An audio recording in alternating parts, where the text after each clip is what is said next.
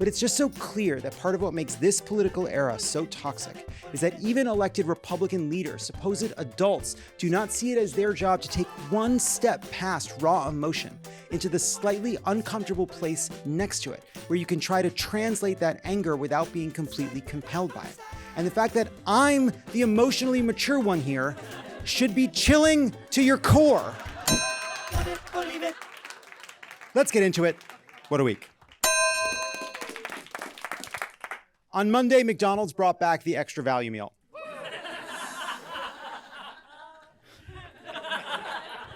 We also got the first look at Sydney Sweeney playing a boxer in a trailer for the film Christie. And if this were the 1990s, we talk about whether it's okay for women to have muscles, and if Bill Clinton could resist a jog to that Mickey D's by the White House. But it's not the 1990s. It's 2025.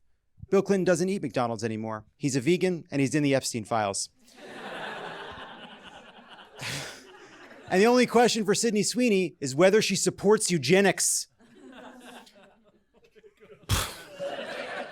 Also, as we were reminded this week, we live in an era of rising political violence.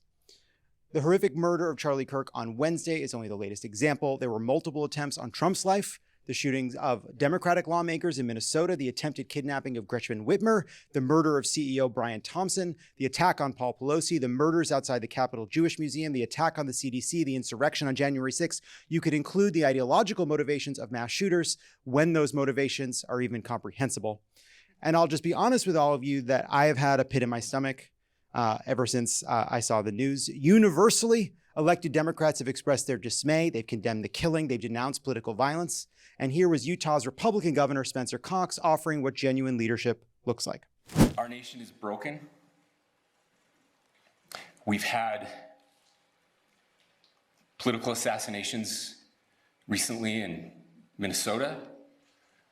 We had an attempted assassination on the governor of Pennsylvania. And we had an attempted assassination on a presidential candidate and former president of the United States, and now current president of the United States. Nothing I say can unite us as a country. Nothing I can say right now can fix what is broken. We just need every single person in this country to think about where we are and where we want to be. To ask ourselves, is this it? A speech so moving, we'll just brush past the fact that his name is Cox. But Utah's governor was, among Republicans, the exception that proved the rule, as politicians and prominent conservatives, not random shitposters, held half the country responsible for the killing. Here's what a member of Congress said on the House floor. There is no longer any middle ground. Some of the American left are undoubtedly well-meaning people, but their ideology is pure evil. They hate the good, the truth, and the beautiful, and embrace the evil, the false, and the ugly. And you can add that to the list of examples of the House of Representatives being the absolute worst office job on earth. Imagine if you're at your job and your colleague from sales got up at an all-hands and said, the marketing team has one or two people I can tolerate, but the team as a whole is evil and hates all that is good and pure. Other than at Netflix, I can't think of an office culture where that is tolerated. Here's Alex Jones in a live stream from his InfoWars channel while driving. This is a war. This is a war. This is a war. This is the war. Sorry, that was the wrong clip. That was just Alex Jones racing home to try to not completely shit his pants. And here's Trump from the Oval Office promising a crackdown against the left. For years, those on the radical left have compared wonderful Americans like Charlie to Nazis and the world's worst mass murderers and criminals. This kind of rhetoric is directly responsible for the terrorism that we're seeing in our country today, and it must stop right now. My administration will find each and every one of those who contributed to this atrocity and to other political violence, including the organizations that fund it and support it. Remember when a Democratic lawmaker and her husband were assassinated in Minnesota and Trump said it would be a waste of time to call Governor Tim Walz? Hard to believe that was only 70 years ago. And look, I don't want to tell these guys how to do their jobs, but if you're going to use a political assassination's motivations as a justification for a broad crackdown against your opposition, you should catch the guy first. John Hinckley wanted to date Jodie Foster. The guy that fired 29 rounds at the White House to kill Bill Clinton in 1994 claimed he was trying to stop an alien mist emanating from the Colorado mountains. And it worked.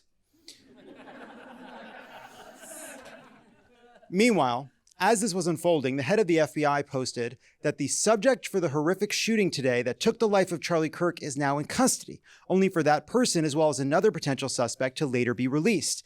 It is nice that all of Trump's appointees can take turns absolutely whiffing it in the spotlight like this. Step aside, RFK Jr., it's Kash Patel's week to step on his own dick. Then the Wall Street Journal passed on a report that said the recovered ammunition was engraved with what it described as transgender and anti-fascist ideology, only to add a word of caution from a Justice Department official that said the report might not be accurate. But that's the good news about anti-trans hysteria. It goes right back in the tube, just no problem. The State Department also promised to revoke visas of non-citizens who made light of the killing on social media. Please feel free to bring such comments by foreigners to my attention so that the State Department can protect the American people, said the Undersecretary for Online Narcs and Bitter Virgins. Obviously, there are many on the right that want to exploit this killing, but there are also others genuinely furious and rightfully so. But it's just so clear that part of what makes this political era so toxic is that even elected Republican leaders, supposed adults, do not see it as their job to take one step past raw emotion into the slightly uncomfortable place next to it, where you can try to translate that anger without being completely compelled by it. And the fact that I'm the emotionally mature one here should be chilling to your core. These Republicans cannot see past their animosity, and they're led by a person who has never understood wisdom well enough to pretend to have it. But there is a strain of this on the left too. Even as we have broadly seen denunciations of political violence and the danger it poses, even as Democrats have, of course, modeled responsibility in a way Republicans increasingly cannot. There has been what Jacobin described well as an almost competitive lack of empathy. And while the vilification of the left by those in power is not the same as indifference to Kirk's killing by those outside of it, both are part of the same problem, as was the celebration of the death of Brian Thompson and the jokes after the attack on Paul Pelosi. And look, I love jokes, but jokes are like donuts, delightful in almost every situation, but useless when someone is attacking Paul Pelosi with a hammer.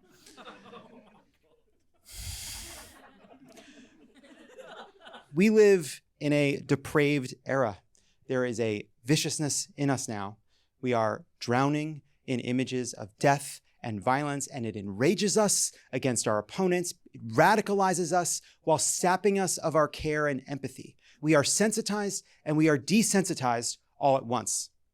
I understand why people see the news of Kirk's death and display a lack of empathy and bristle at the suggestion that they're wrong not to feel what's proper, especially when voices on the right have fomented so much hate, incited violence, targeted vulnerable people, spread lies that tear at the fabric of society. And I'll be honest, there are jokes that I cannot and will not say, but not because they have not occurred to me. You all know me. I have that in me.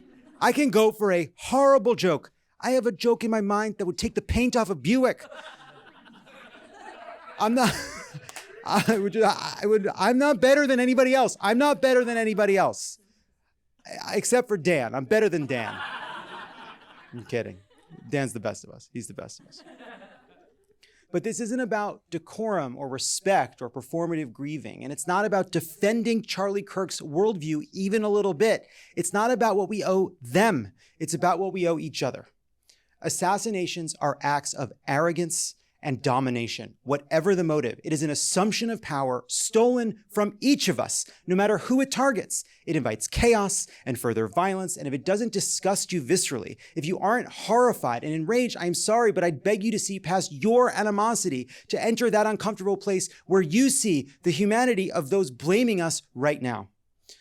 I don't think we should fool ourselves into believing that doing that makes us weak or naive about our opposition. That capacity is what makes us, the left, those who believe in an America far more generous and just and kind, different from the right. And ultimately, it is what gives us power. And that is how we get to the end of what is a depraved era without becoming depraved ourselves. And if all of this wasn't bad enough, the $5 breakfast special only applies to the sausage egg McMuffin when obviously we all want the classic egg McMuffin. And I swear to God, the left will pay for this. Love It or Leave It is brought to you by WebRoot. We take measures to protect ourselves in different aspects of our lives. You wear a seatbelt, you put on sunscreen, you turn on your security system, but what are you doing to protect your digital life? With WebRoot, you can safeguard all parts of your digital life, your devices, personal data, and privacy from threats like viruses, identity theft, and data breaches. WebRoot offers multiple layers of protection to ensure you live a better digital life. WebRoot Total Protection offers antivirus and identity protection, VPN, backup, and more for one identity and up to 5 devices, or a family plan for up to 10 identities and 10 devices. Their antivirus offers real-time protection from malware, ransomware, and phishing. Plus, a firewall, network monitor, password manager, and more.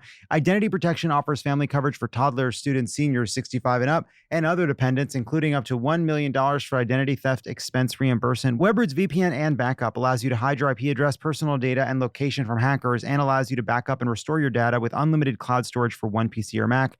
Or if you're just looking for reliable antivirus protection, WebRoot Essentials provides cloud-based antivirus protection for PC, Mac, or mobile devices, including a web threat shield that blocks malicious websites across multiple browsers.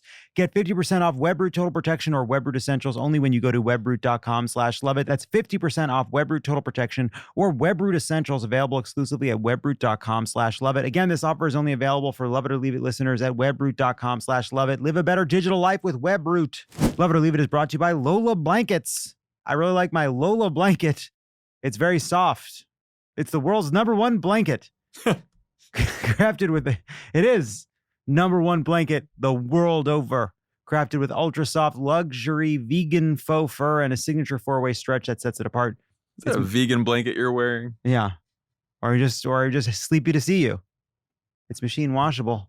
Double hem for durability, stays flawless, no pilling, no shedding. Even after repeated washes, Lola has over 10,000 5-star reviews.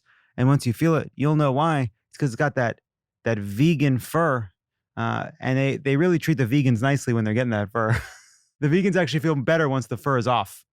No one's going to throw paint on your vegan blanket. Right. Just say that. Yeah. Once the vegans are shorn, they feel more comfortable to run around the Lee. Lola also makes weighted blankets for calming therapeutic vibes. Don't miss the matching pillows. They look amazing and you will save when bundling. For a limited time, our listeners are getting a huge 35% off their entire order at lolablankets.com by using the code LOVEIT at checkout.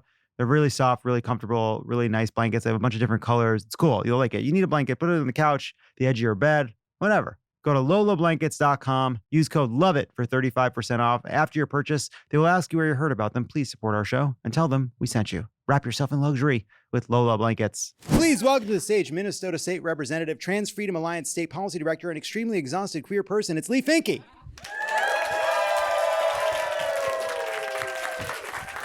Hi, thank you for being here. Welcome. Thank you for the invitation. Hello, everyone. Nice to meet you. Yeah, hello. Nice to meet you in person. We talked briefly, and I really enjoyed our conversation. But since the last time we spoke, you got married. I did, only like 2 weeks ago. 2 weeks ago. Wow. Is it different? Not really, but it was a great wedding, so that was worth it. Yeah, you did it at the state capitol. Yes, in the Minnesota State Capitol, and then we had a street party afterwards with dancing and pizza, and it was delicious. One of the largest freestanding marble domes in the world. That's right. That's right. The one right under it is St. Peter's Basilica in Rome. It's bigger than the one in St. Peter's Basilica? Wow. That's crazy, because I've been to both, actually. And one time I accidentally went to the St. Peter's Basilica in Rome on Palm Sunday. Oh, boy, that's the busy season. Yeah. The trains were full of people with fronds. And I was like, why does everyone have fronds? Oh, but I saw Pope John Paul II in person. How was he? Small. And you had a DJ that Lizzo's DJ. Yes, Lizzo's DJ was our DJ for the wedding. That was a big coup for us because we are nobody and she is Lizzo's DJ. But it was amazing. She was wonderful, very excited to come and do our big trans queer wedding. Nice. You can read all about my wedding in the New York Times if you're interested. That's because you both come from oil money. Yes. Oh, yes. Minnesota oil money. Yes. So In other news, Minnesota just went through this terrible tragedy of a mass shooting, this attack, and immediately after there was an effort to villainize trans people, just the notion of being trans ideology, they call it, as being responsible by the right, because and now today there was this kind of sketchy report claiming that there was some inscription on the bullets of this weapon that espoused what they described as trans ideology and anti-fascist ideology. We still don't know what that means, or even if it's true, or how you can get that on a bullet. Write that on a little tiny bullet. But clearly there is, there's been so much vitriol and an effort to take a whole range of stories and make them about trans people. Even when RFK Jr. testified and was obliterated because he's a moron, J.D. Vance said, "I have trouble taking these Democrats seriously because of what they believe," and then inserted his characterization of beliefs on trans issues. And it was like, what does this have to do with anything? How do you respond to the effort to kind of vilify trans people and make them the story, whether it's a mass shooting or an anti-vax legislator, anti-vax cabinet secretary, or what have you? Yeah, I mean, for me, I think what that is about the central policy of the Trump administration, which is trans eradication. I think there is a concerted trans eradication policy, and by making every story a trans story, right? I mean, long before the shooter at Annunciation, they have said the last 4, 5, 6 shooters in these mass shootings are trans. And they're not trans. They've just been lying about that, right? So when the Annunciation shooter had a trans relationship with trans identity, we don't really know what it is. It was like hitting the jackpot for them, because finally this thing that they have been lying about had become true. They want everyone to be talking about trans people and nothing else whenever they have an opportunity. So whether it's medications and RFK's madness, or whatever J.D. Vance is talking about when he's talking about us, which is all the time, and even Trump, who's just dropping in random anti-trans language into his remarks, this is a part of a policy that they are trying to execute, which is getting rid of trans people from the public sector.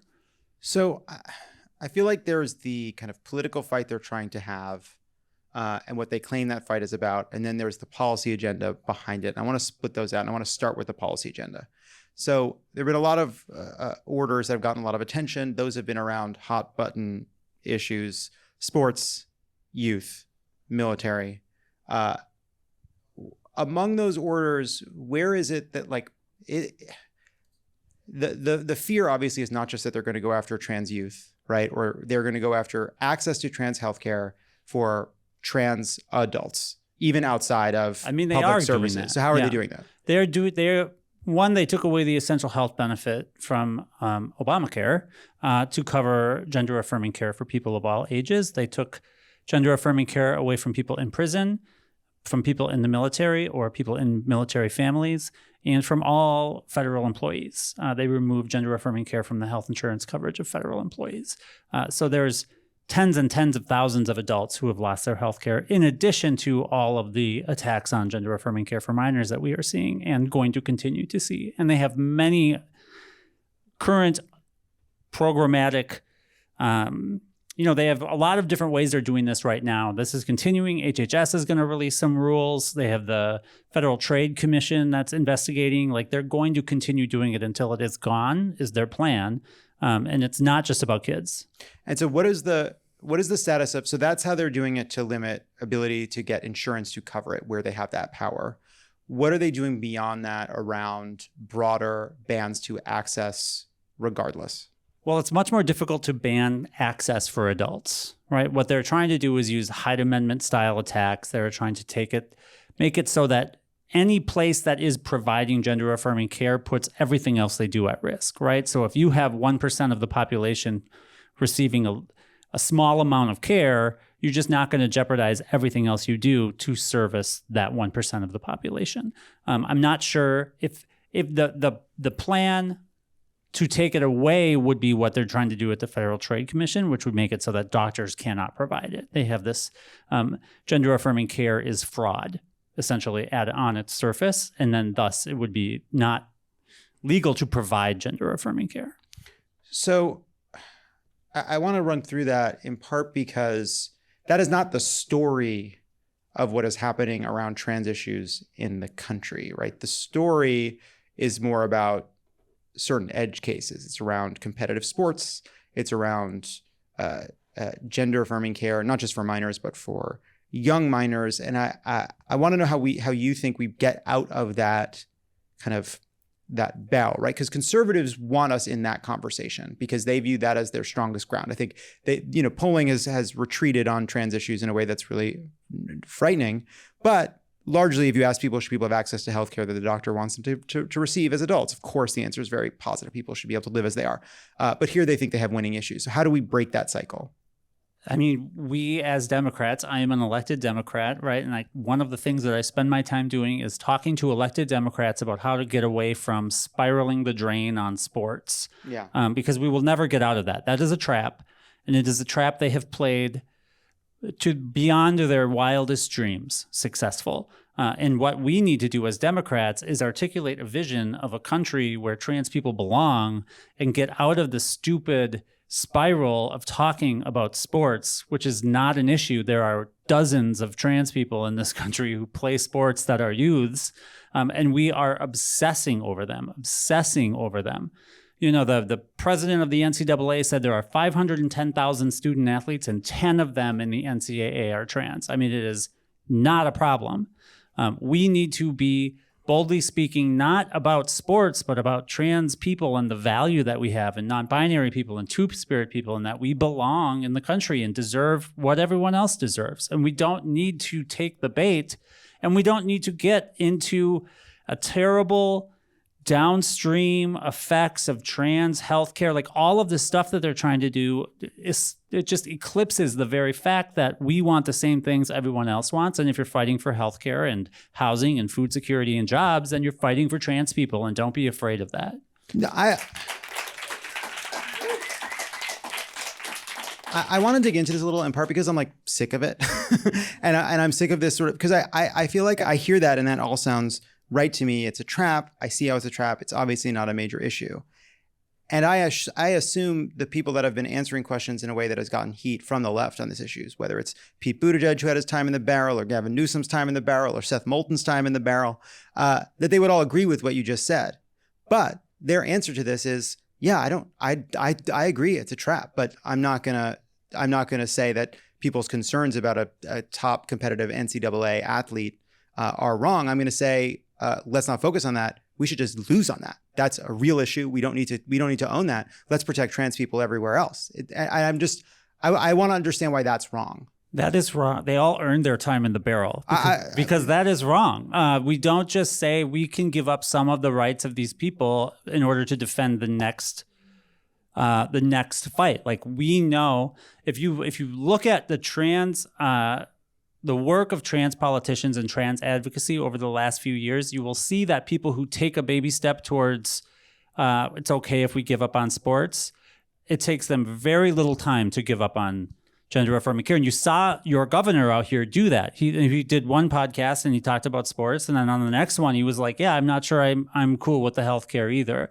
We won't gain anything by giving up on that. What we do is we say to people what is true, and I know that they believe it. They're baking in a stew of anti-trans. I mean, these are people who watch Fox News every day. They have no concept of trans people in reality, of trans kids, of sports. They know nothing. But what we do know is that American voters don't want us to be giving up on people. That's not what people want. They want strength. They want powerful assertion of values. And saying like, yeah, we're going to let these kids go is not a position that's going to win you forward. Yeah. And if you have to give a policy position, fine. You can say like it's local control. I agree with local control. What are we going to do? Top-down control? The top is a fascist maniac who's trying to eradicate trans people. Schools should be in charge of their sports policy is correct, but it doesn't matter if you give the correct answer. That's my point. It doesn't matter if your answer is the right answer. You will gain nothing by giving it up. Yeah, no, and I introduced this by saying how sick I am of this topic, but I want to dive in with you a little bit about it, just because I hear you say that, like, oh, you know, if you give here, you're going to give there, or like I hear tactics and I hear strategy, and I get that. And I hear the fear, which I think is what drives a lot of the frustration with mainstream Democrats who do this, which is, hey, if you give here, you're the kind of person that's going to give elsewhere, right? But then I think, well, hold on a second. Is the actual successful answer to the question, like, the NCAA should make its own decisions, that's nothing to do with the government, and leave it at that? But that, to me, says without saying it that there is an issue with a biological male being in a female sport, right? Yeah. So you just gave them what they wanted, Well, right? that's what I want to understand. You gave it to them by saying a biological male in a female sport, because trans girls are girls and should play with the girls, and trans boys are boys and should play with the boys. And trans boys, by the way, are completely erased from any conversation about sports. They're talking about trans women and girls, let alone two-spirit and non-binary people. Like, there are complicated factors to these questions. But the problem with the question that you were asking is, what is the right answer? And there isn't a right answer. There is nothing satisfactory to say to people who are trying to catch you on sports. There's no right answer. But I'm not trying to be caught on sports. And I hear you, and I hear you about the mistake. I hear you about the way in which I'm giving into their logic. But part of the reason why I say it that way is I agree with you. Like, I believe in the vast majority of sports, and what I care about is that trans girls get to play sports with their friends. And grow up and be girls and have fun, and the vast majority of athletes are not good, and especially trans athletes. Especially the trans ones. But like, I see like high level competitive sports as sort of this specific and kind of exogenous special place where it's the one place where this is why they focus on it. There isn't a sense in which the biology could matter. And that's the one place where that's true. I don't care. Intramural sports, kids growing up, like, I want those kids to be protected at all costs. And that to me is the whole fight. I want people to feel safe, to be themselves. I want everyone who's trans to be able to be themselves and supported and have healthcare. And like, if I see a debate about high level competitive sports, I think, couldn't that be the place where this biological question rears its ugly head in a way we actually lose? I mean, on the merits? No, is that wrong? It is wrong, because it's not it's a manufactured hypothetical. We have no examples of that, right? What do we have? We have a swimmer tying for fifth, right? You have what maybe once in a, like, what you're really predicating on the question on is no trans person can succeed. That's why they're taking trans women out of darts and pool and chess. And, it's not a biological advantage in darts and pool and chess, right? They do not want trans people in there. And so I know that this is a difficult policy question. And that's why I'm saying you will never find a pathway forward. You will never find it. The pathway forward is trans people belong. We spent a lot of time talking about this, and I'm glad we did. I'm very interested in this. But I'm engaged to a trans person.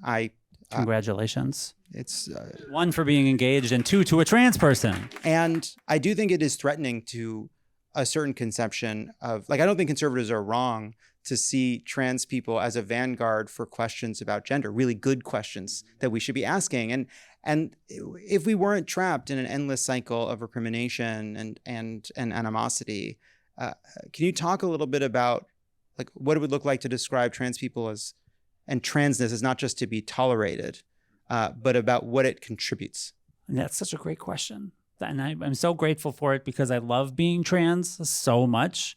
And we have so few opportunities to just enjoy and love ourselves in public, right? And that's why my wife and I got married at the Capitol and had the story in the New York Times, because trans joy is magnificent and beautiful. And I love it. And it saved me. And I grew up in those 90s, and we didn't know.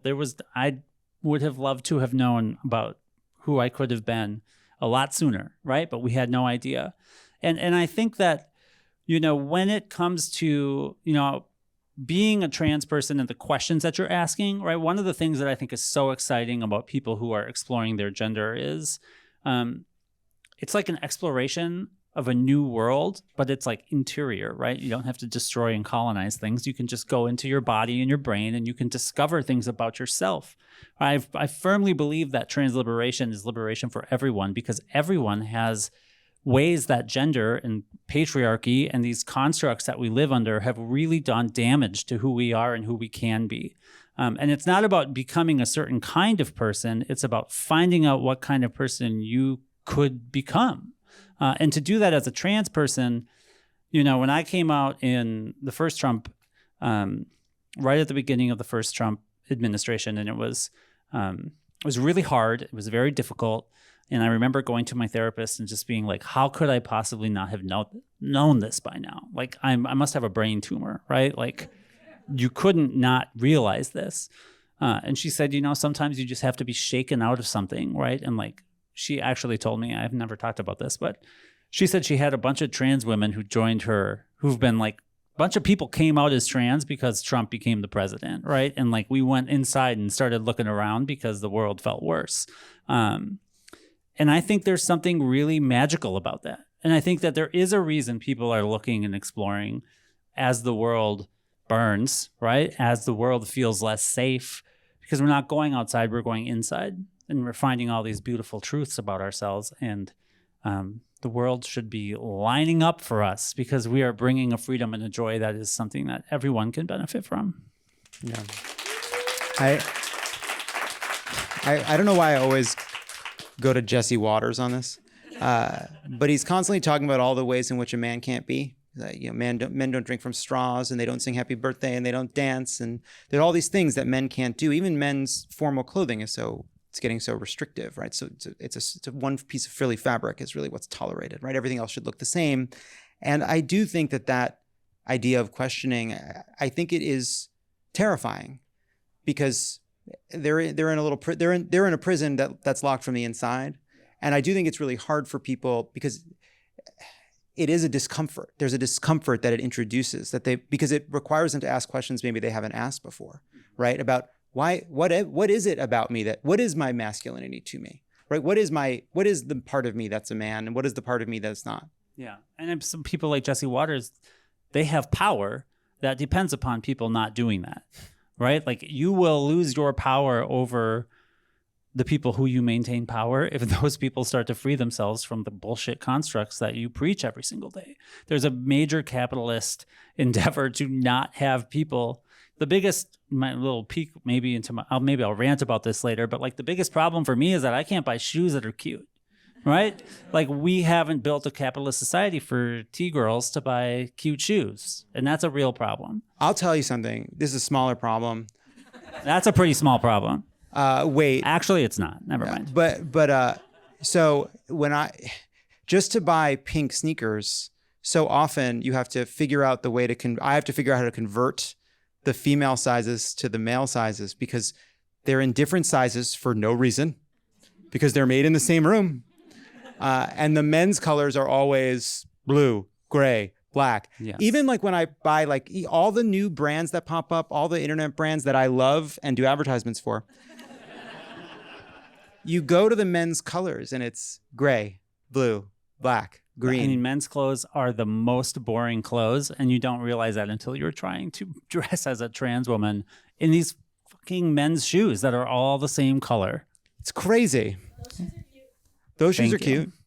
I love a chunky boot. Representative Leigh Finke, thank you so much. It was really good talking to you. Thank you so much for having me. It's love it or leave it.